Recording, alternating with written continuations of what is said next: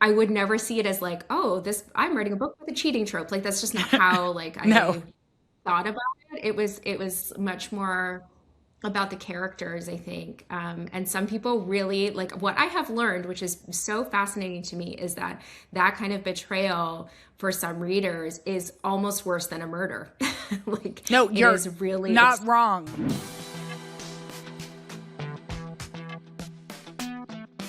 In Carley Fortune's novels, it's always summer. The Canadian author is known for sweeping love stories set in Canada's lake towns, starting with their first book, Every Summer After, in 2022. Before becoming a novelist, Carley was an editor and a journalist for 16 years. She wrote her debut novel over 4 whirlwind months, and since then, she's come out with a book every year. Her books are also hitting the screen with the TV adaptation of her debut, premiering on Amazon Prime in June, and another Netflix series on the way. Join us as we speak about her latest book, Our Perfect Storm, her upcoming screen adaptations, and why she's always falling in love with love. Hi, Carley. I'm so happy to get to hang with you today. We got the chance to spend time together, like I think a year ago, yeah. and I was so inspired by listening to your path to becoming a writer because it happened really organically. And I think a lot of women can feel that, sometimes life, they're not in love with what they're doing. And yet it feels like, you can get stuck. So talk to me about how you turned to writing. Well, I loved writing as a kid. I was always making up stories. I moved to Barry's Bay, which is where 2 of my books are set, when Mm-hmm. I was just before 4th grade, and I didn't have any friends, and I would spend recess sitting and writing books or stories. And it was my first love, but I didn't think it was possible to become an author. It seemed very unrealistic. And I studied journalism instead because I loved magazines. But I always had this secret desire to write a novel. And it seemed like one of those things I would just never do. And then in the pandemic, I had been working as an editor for 15 years at different magazines and publications in Canada. At the time, I was heading up a women's media brand called Refinery 29. I Mm-hmm. launched the Canadian version of Refinery 29. I hired the editorial team. I was running that, and I was really, really frustrated in my job. There was a lot of corporate stuff going on that I was coming up against. I just felt like I was arguing all the time with leadership, and I I was staying on the lake. I grew up on a lake. My parents sold that house, would have been more than a decade before, but it was the pandemic, and a friend of ours owned this cottage on a lake. They were American, so they couldn't cross the border into Canada. And my husband, my son, and I were on the water all summer. And so I was having these like frustrating work calls, and then looking around me at this beautiful landscape where I grew up, and feeling like very nostalgic for the summers of my youth. And I got off a really, really frustrating call, and I slammed the phone down and said to myself, I'm going to write a book. I'm going to write a book. I'm going to finish it by the end of the year because I have done nothing creative for myself as an adult. Everything creative has been for my job, and I just want to show myself that I can do it. And that's how I started writing Every Summer After. And so, what's so incredible is like that wasn't even that long ago, like that was a blink of time. And I know It's that sometimes when you true. have kids, it can help, like when you're a mom, it's a help gauge time, right? Because you're Yeah. watching these humans grow and you realize like how fast time goes, but also that was relatively recently. And here you are 6 years later, 6.5 years later, whatever that is. And you're like this beloved writer. You have these rabid fans who wait for your books to come out. And you're now adapting them. So it's like this wild time. Like, how can you It explain really how is. fast this all happened? It is really wild. And when I wrote Every Summer After, I had one child, and now I have two boys.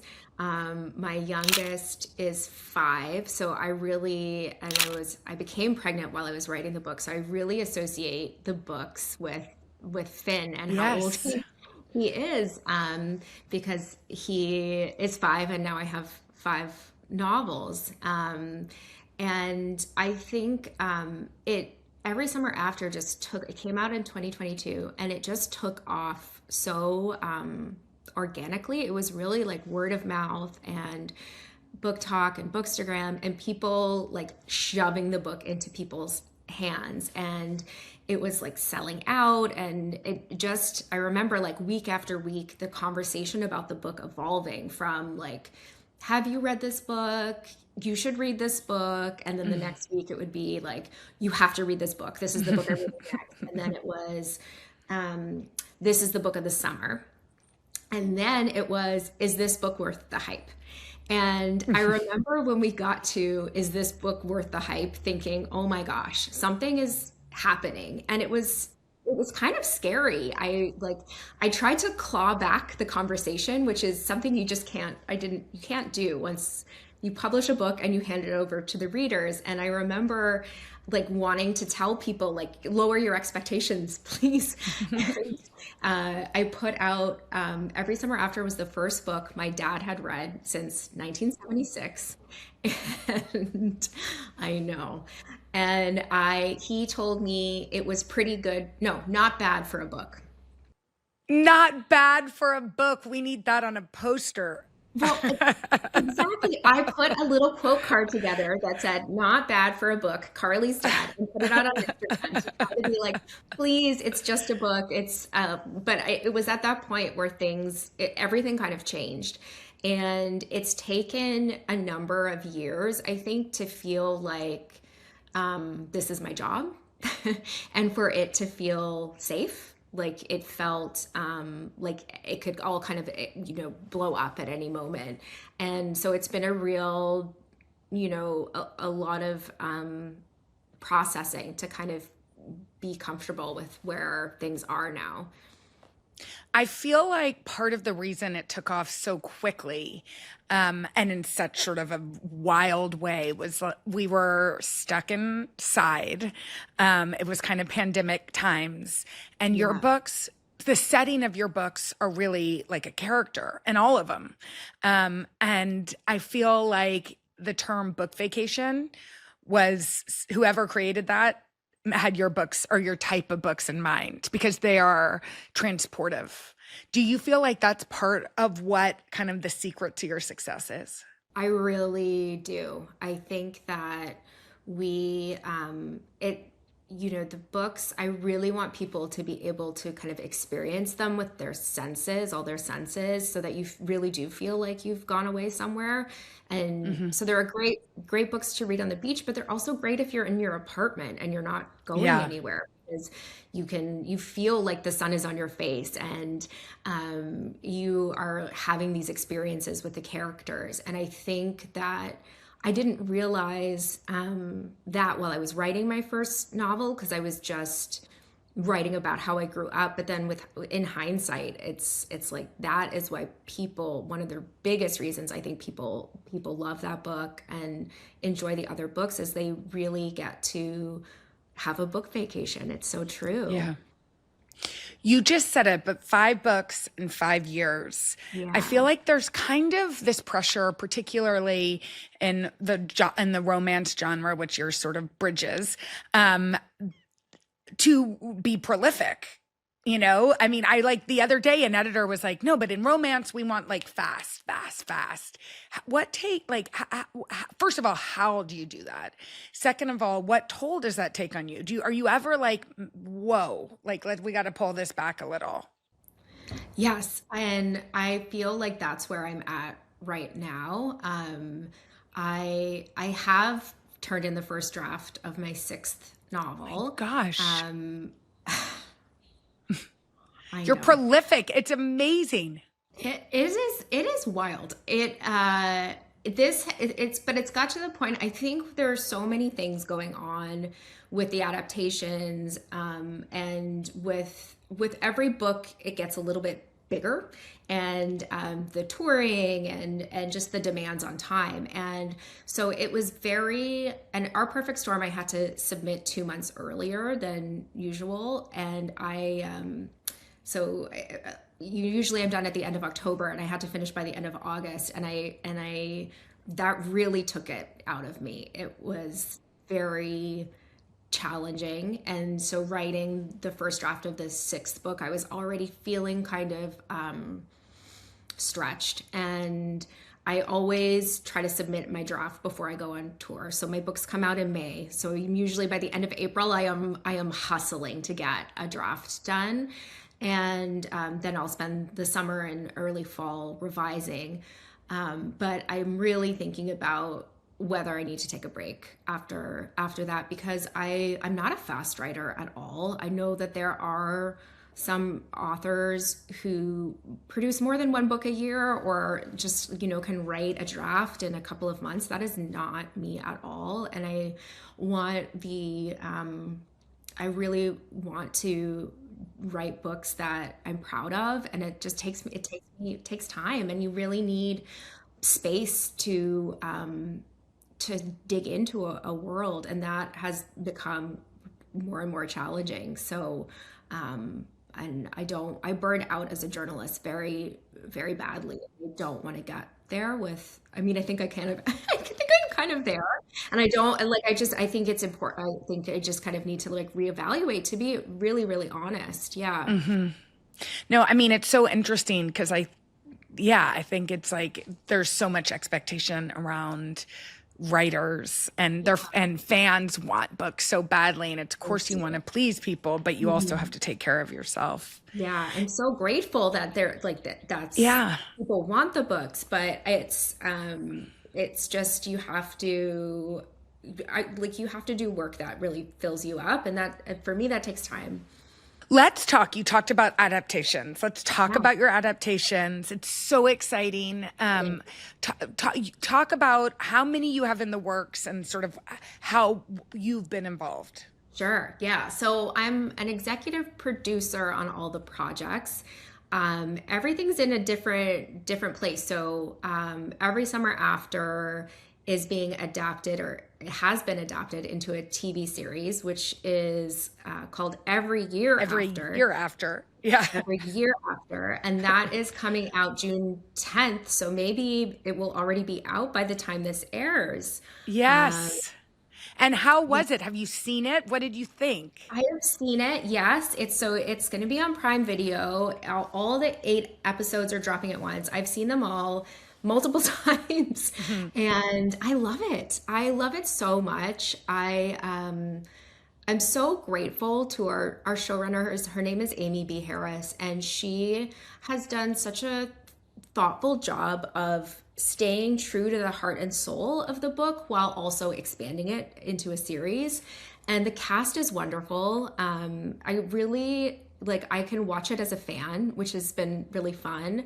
And I think readers will love it, and I think it will just like connect to a new audience. What was important to me is that it kind of gave, we were talking about transporting you to the places where the books are set, and I wanted viewers to have that same experience with the book, to feel like you were there. Somebody described Every Summer After as giving you nostalgia for a summer you may not have had, and I feel like the show delivers that.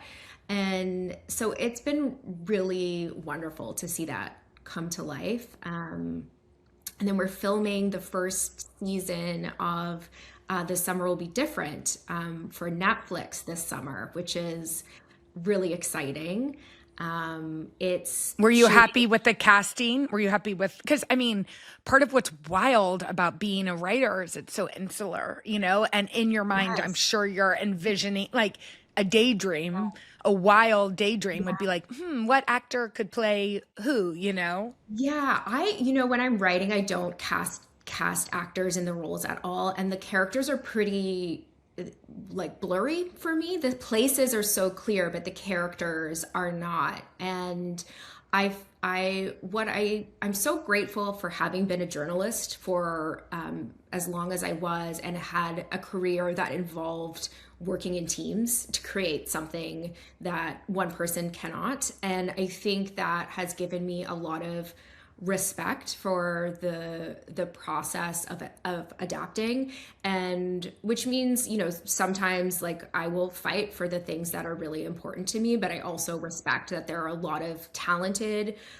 people involved, artists and craftspeople, making these books come to life. And I've been really fortunate with casting. Like I've loved we're casting this summer will be different now, and with every year after, every tape I saw for, like, I saw all the top pick tapes, and I fell in love with everybody. So I was lucky to be aligned. And yeah, it's been pretty great with that, with respect to casting. Knock on wood. I know. Yeah, you have more projects to come, I'm sure, Yeah. which is Yes. so great. I know you're working with Prince Harry and Meghan producing part Yes. of one of your books. Meet Me at the Lake is with Yes. Archwell and Netflix as a film. And that project is still in development. The script is, we have a director attached, and the script is still being revised. It's kind of wild though. I mean, when you made that decision and you landed on them, were you like, wow? I mean, have you met them? It is so wild. So when we were optioning the film, I had a really good long call with Megan and Tracy Ryerson, who is with Archwell, and I felt like they really understood the story and what mattered about the story. And we spoke, you know, a lot about, because the story Meet Me at the Lake is, you know, it's a romance, but it's very much about a Yeah. mother and daughter too. And we Yes. talked a lot about parenthood, and also about how these love stories are about so much more. This, like, it's a story about grief, it's a story about mental health. And so I felt like it was in good hands with them. Hmm. No, we are not hanging. I'm not hanging out with Harry and Meghan on the weekends. You We had a can. You lovely call could. once everything was Um, finalized. Speaking about mental health, you've been very open and honest talking about your own mental health, and it is a part of some of your writing. Why do you think it's so important that we're open when it comes, and that like we're having these conversations? Yeah, I do. I try to be as transparent as I can. I think, you know, something I found as an editor is that it was very difficult to get people to engage with content about mental health. It's you really, there are certain stories that people just don't want to engage with, they don't want to click on. And what I have found is through books, I can weave in things that are really important to me, and people engage with them because they are reading this like romance. They know it's going to have a happy ending, but they are maybe exploring, they're learning about mental health, or they're learning about the environment. And so I love, and I do find that things that I cared about as a journalist weave their way into the books. You know, with Meet Me at the Lake, there's a storyline about postpartum Hmm. OCD, which I experienced, and it's the symptoms of postpartum OCD are very, very hard to talk about, and a lot of people don't know about it. I didn't know about it, and I've found it's been so wonderful to have heard from readers who didn't know what they were going through until they read the book, and who found courage to talk to a loved one or a doctor about what they were experiencing because they read the book. And I think there's just such power and meaning in that. And yeah, so I think I try to talk about it because I can, and it's been a way that I can connect with people that I wasn't able to do that as a journalist. something you said earlier resonated with me, which is sort of like this snobbery Oh, around what we read. Do you yeah. find that that still persists in our Yes. culture? Yeah. Oh, yeah. Yeah, I I feel really, like it's gotten a little better, but I maybe think not. it Maybe has. I just don't care as much. Yeah, I don't. I think like readers have come so, the way that people talk about what they're reading with like a lack of shame and a lack of guilt in so many places is so exciting to me. But I mean, as an author, I certainly face prejudice and get weird comments from people for writing romance, for sure. You know, which is so ridiculous because Crazy. you've sold so many books and also your books have so much depth. So I'm sure the Thank people that give you you. those comments haven't actually read I what don't you've think written. so. I don't think so. I had this call for a committee meeting and I had been writing and I popped into the meeting and the man who was running the meeting said to me, "So what is your writing process? Are you Google imaging pictures of PEI fishermen's biceps?" And I thought, Oh wow, my gosh. is that truly what you think? And it wasn't a joke. Like it's so people who aren't reading Wow. have a real, yeah, and that really does How did you persist. answer? What did you say to that person? I was so shocked, and I said no. I wish I had been up since 5 a.m. that I day know. writing, and it's like you can't. There are just for some people, there's nothing you can do to change kind of the perspective of what people think about romance. Yeah. And romance is having quite a time. You know, like I think if you go Definitely, on the subway in New York City, you see somebody reading your book.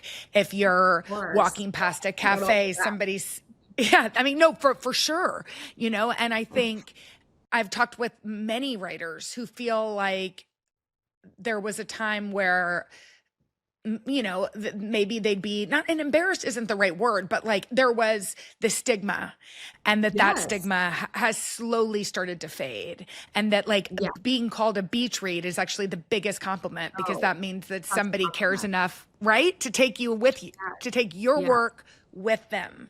Yes, because so many people only fit one book into their reading life a year. And so if you can be that book for somebody, that's an incredible thing and so special. And I think and I hope the way the conversation is moving in books is that any reading is so wonderful and beautiful and like we should be supporting people like whether it's audio reading or a book or a book on your phone, it's all like should be celebrated to me for Yeah. sure. So our perfect storm came out like when you were here. Was that like a month ago? It wasn't that long ago. May. Yes, Yeah. yes, May So 4th. about a month ago. Yeah. Yeah, it's okay. So it came out in May. I know you've been on kind of a busy book tour, traveling. What have people said about it to you that's like really resonated, and how has it compared to the last four of your Oh, work? so interesting. When I'm on tour, a lot of people haven't read it yet. I know, which is hard, right?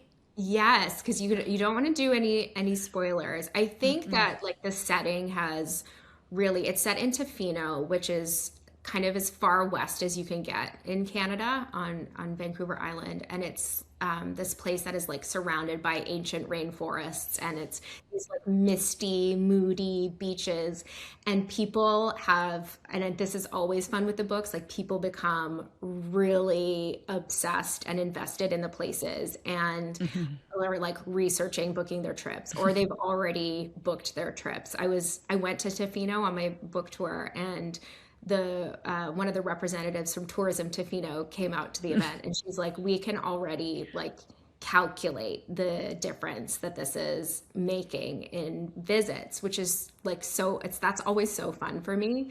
Um, and I think there's a relationship between mother and daughter in this book that is a bit that's complicated, and I think think people really have responded to that, which I'm always trying to write about women. Like, of course, there are romances and these love stories, but within that, there's always at least one relationship between women that is almost as important as the romance. And so I'm always gratified when that relationship strikes a chord with people.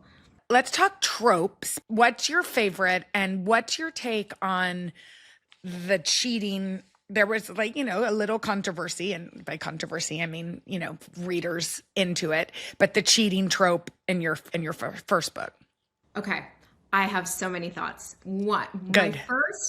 first trope thought is I never think about them when I'm writing. Like um I don't But they brainstorm. always get in there, right? Like they just find their way there. Because there are these archetypes of like stories. So there's always tropes, but that's not what I think about when I'm brainstorming. It's like setting comes first, then the characters and their journey. And then when you're writing, you're like, okay, well, there are Something has clearly to these happen. these tropes. Yeah. Like it just they kind of map on to whatever stories we write.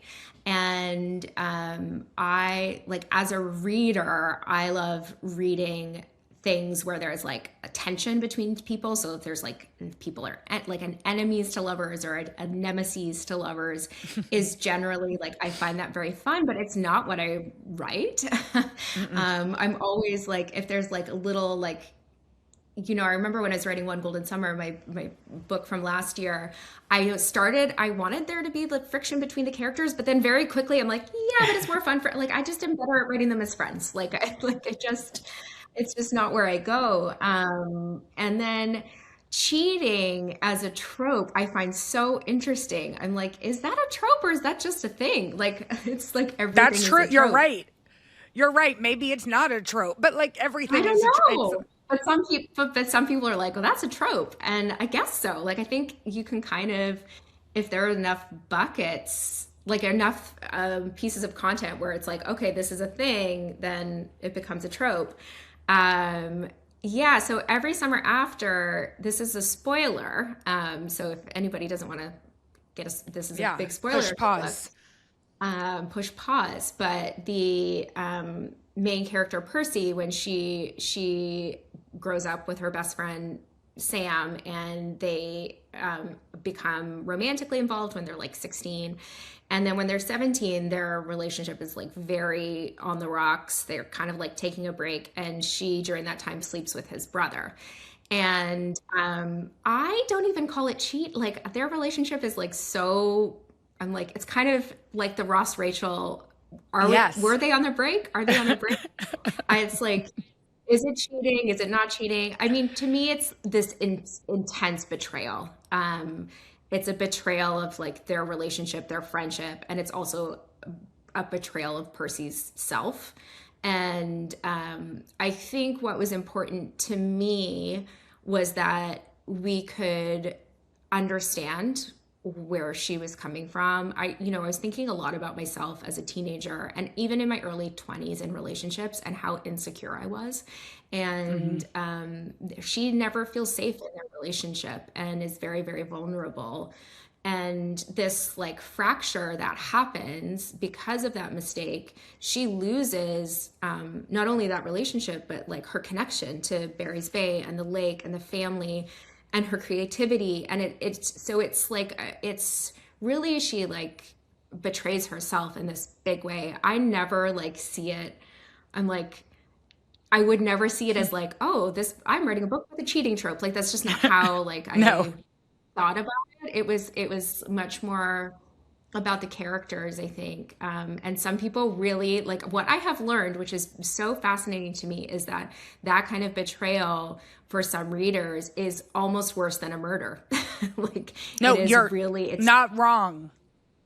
yeah. Like if Have you people found that too? yes, I mean, yes, and I find that betrayal like that can really be this sort of fire starter, and I don't know what Oh that is. It's yeah, I interesting. mean, obviously, I have, been. the word adultery has been used to describe Percy and Sam, which I think is so inappropriate given that they're 17-year-olds. Yeah, Like exactly. And questionable they're not relationship. married. They're not married. But like yes, like cheating is so it's such a fiery topic for people, and I can definitely understand that. But I did not realize that writing the book. Not that I would have changed it, but it was like a very interesting thing to understand about some readers is how they feel personally betrayed by that as well. Although it seemed to work out just fine. The book is Yeah. I mean, for done me, bring very on the well. drama. Like I like Yeah. give me all the drama in my stories. Like I feel Yeah, like as long exactly. as I feel that there is like the people are generally good and that I walk away from something feeling okay about the world and the people in it, I like give me the drama. Exactly. We all want it. I want to play a quick fire with you, a quick fire. What are the love languages of the two main characters of Our Perfect Storm? Okay. George is he gives acts of service. So does that mean that's his love language too? Maybe. And Yes. Frankie, I think Frankie's quality time. Hmm. Okay, do you prefer June or August? Oh, August. You do. I guess I do too. I guess I do too. Swim in a lake or an ocean? Lake. Of course. Favorite summer treat? Watermelon. What's more fun, summer as a teenager or summer as an adult? As an adult. I kind of am nostalgic for summers as a teenager, but that's probably because I have a teenager. What about an author that you'd love to be compared to? Ooh. And You who know, do people compare you to authors? Like, does that happen? yes, and it's usually in romance. It's like you would get Yeah. like if you it's usually like other romance authors. And I would like to be compared to somebody who writes about place, like Mm-hmm. an Ellen Hildebrand, Mm-hmm. who is like really brings Nantucket to life. Mm-hmm. That would be like a dream for me. I I love would her. compare you to Ellen Hillebrand for sure. So Thank you, Jenna. that works. So okay, just to close, like if you could, do you feel like this was always meant to happen? Like I love, you Yeah. didn't even read for periods of your life, but do you feel like you're sort of Yeah. living this career that you were always meant to be in? Yes. Yes. And I feel like I was meant to be a journalist for all those years. And I like the more that time passes, the more I feel that is very true. There's so much that has happened on the business side of things, not the writing side of things, but like the business of being an author or the adaptations, where I am always so glad that I had another career and that Yes. I am, I'm in my 40s now. I'm so glad that I'm in my 40s and dealing with these big things. Yeah, it feels very meant to be for sure.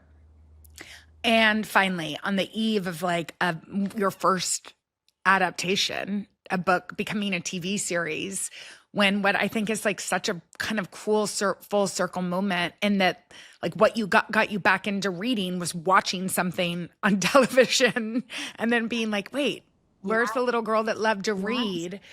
Like how does that all sit with you? It's very emotional. And even, watching the first episode of the show, even watching the trailer, the last episode, I just sob. It's very, and especially because the show is about I mean, it's not about my childhood, but it's so like there was so much of my childhood that went into writing the book.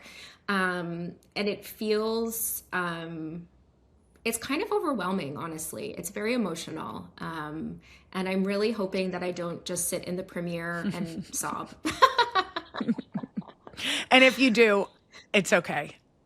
But so did you like was that kind of romance based off of your was that based off of any romance you ever had? Did you commit adultery? I'm just kidding. No, I like will not, I have a very like save the innocent, so I will not talk about any real life inspiration for the book.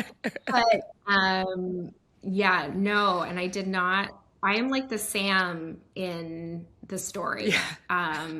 very much so, but it's different. It's not You're exactly my like the story. place. It was sort of just the how much you loved the place that sort of gave you the inspiration for everything, right? Or a little Yeah, more I than mean, that. like there's a lot of like teen crushes and angst and relationship stuff, but and my parents and my like people have tried to get it out of me, but I just will not share anything. Well, you know what? To relive it and to relive it on screen, and then hopefully there'll be girls or young women who have forgotten they love reading and watch it Yes. on Prime Video, and then remember and go to the library or go to the bookstore, and you'll be their gateway. Wouldn't that be amazing? I think it'll happen. Carley, thank you so much. I appreciate Me all your too. time. Thank Oh, you. I love chatting with you. Congratulations. I know, me too. Thank you for all of this time. We could do it forever. Let me know when you're in New York and we'll do it for fun. All right, let's do it. Make sure to check out Carley's new book, Our Perfect Storm, and the TV adaptation of her first book, Every Year After. Thanks so much for joining me on Open Book with Jenna. If you enjoyed our conversation, be sure to like, subscribe, and share this episode, and drop us a comment. We'd love to hear your thoughts.